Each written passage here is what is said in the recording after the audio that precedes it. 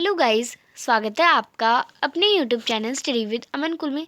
आज हम लाए हैं शिक्षा निदेशालय राष्ट्रीय राजधानी क्षेत्र दिल्ली की कार्यपत्रक नंबर 16 जो कि क्लास 9 के लिए है। सब्जेक्ट आपका सामाजिक विज्ञान है। भूगोल की बुक से डेट है जिसकी 6 जनवरी 2022। आप अपना नाम और अपने कक्षा अध्यापक का नाम लिखेंगे। आज हम अपना पार्ट नंबर 4 जलवायु करेंगे। भारतीय मानसून को प्रभावित करने वाले कारक। अब आप देखिए, भारतीय मानसून को हमने प्रभावित करने वाले कारक देख लिए, पर यहाँ हम अन्य कारक देखेंगे और कौन कौन से कारक हो सकते हैं। तो दक्षिणी महासागर के ऊपर दाब की स्थिति में परिवर्तन भी मानसून को प्रभावित करते हैं। आमतौर पर जब उष्णकटिबंधीय जो पूर्व दक्षिण प्रशांत महासागर है वो उच्च दाब का अनुभव करते हैं, तो उष्णकटिबंधीय जो पूर्व हिंद महासागर होते हैं वो कम दाब का अनुभव करते हैं। लेकिन कुछ वर्षों में दाब की स्थिति में उलटफेर भी होती है और पूर्व हिंदी महासागर की तुलना में पूर्व प्रशांत पर दाब कम होता है। दाब की स्थिति में इस आवर्धित परिवर्तन को हम दक्षिणी दोलन के रूप में जाना जाता है। एल नीनो ये एक स्पेनिश शब्द है जिसका अर्थ है बेबी क्राइस्ट का मतलब है क्योंकि ये धारा क्रिसमस के दौरान बहनी शुरू होती है। एल नीनो का ऐसी घटना है जिसमें पेरू के तट पर हम 2 से 5 साल में ठंडी धारा के स्थान पर एक गर्म समुद्री जल धारा बहती है।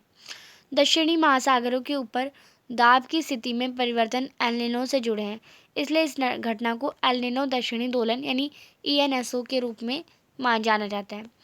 एल नीनो में व्यापारिक पवनें जो होती हैं वह कमज़ोर हो जाती हैं और भारतीय उपमहाद्वीप में कम बारिश होती है। कोरियोलिस बल। अब पृथ्वी के घूर्णन के कारण एक आभासी बल के कारण पवनें उत्तरी गोलार्ध के उत्तर से दाएं की ओर दक्षिण गोलार्ध में बाईं ओर विक्षेपित हो जाती हैं। ऐसे इसे हम फेरल नियम के नाम से भी जाना जाता है। भारत में चक्रवाती मौसम प्रणाली के निर्माण में ये महत्वपूर्ण है। अब आप देखिए, ये ध्रुव है और ये उत्तर ध्रुव है, ये दक्षिण ध्रुव है। अब 0 डिग्री को हम से जो 30 डिग्री का है उसे हम उत्तर पूर्वी व्यापारिक पवनें कहते हैं।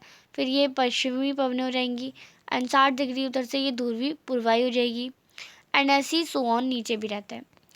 एंड आगे आपको कुछ क्वेश्चन दे रखे हैं। पहला प्रश्न है दक्षिणी दोलन क्या है? तो आप इसका आंसर करेंगे, जब दक्षिणी प्रशांत महासागर में वायुदाब अधिक होता है तो हिंद महासागर में वायुदाब कम होता है। जब दक्षिणी प्रशांत महासागर में वायुदाब कम होता है तो हिंद महासागर में वायुदाब अधिक होता है। इसे ही दक्षिणी दोलन कहा जाता है। आसान भाषा में आपको समझ आ गया होगा। अब एल नीनो क्या है, इसका प्रभाव, इसका क्या प्रभाव है? तो एल नीनो पेरू के तट नज़दीक बहने वाली एक अस्थायी गर्म जल की धारा है। ये क्रिसमस के आसपास प्रत्येक 3 से 5 3 से 5 नहीं, आप 2 से 5 करेंगे क्योंकि वर्कशीट में 2 से 5 है।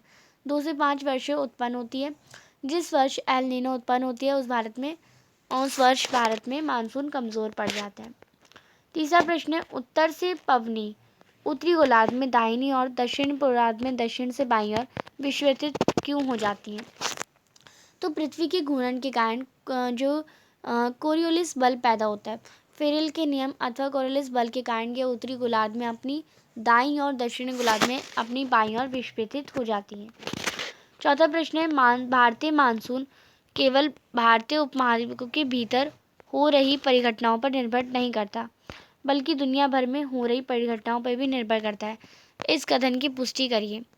तो आप देखिए, ये कथन बिल्कुल सही है कि भारतीय मानसून केवल भारतीय उपमहाद्वीपों के भीतर हो रही परिघटनाओं के ऊपर ही निर्भर नहीं करता बल्कि दुनिया भर में हो रही परिघटनाओं पर भी निर्भर करता है। उदाहरण के लिए हम देखें तो भारतीय मानसून जल तथा स्थल का वितरण, तिब्बत का पठार आदि के साथ एल नीनो, ला नीना, दक्षिणी दोलन इत्यादि वैश्विक घटनाओं से भी प्रभावित होता है। तो ये थी आपकी आज की वर्कशीट।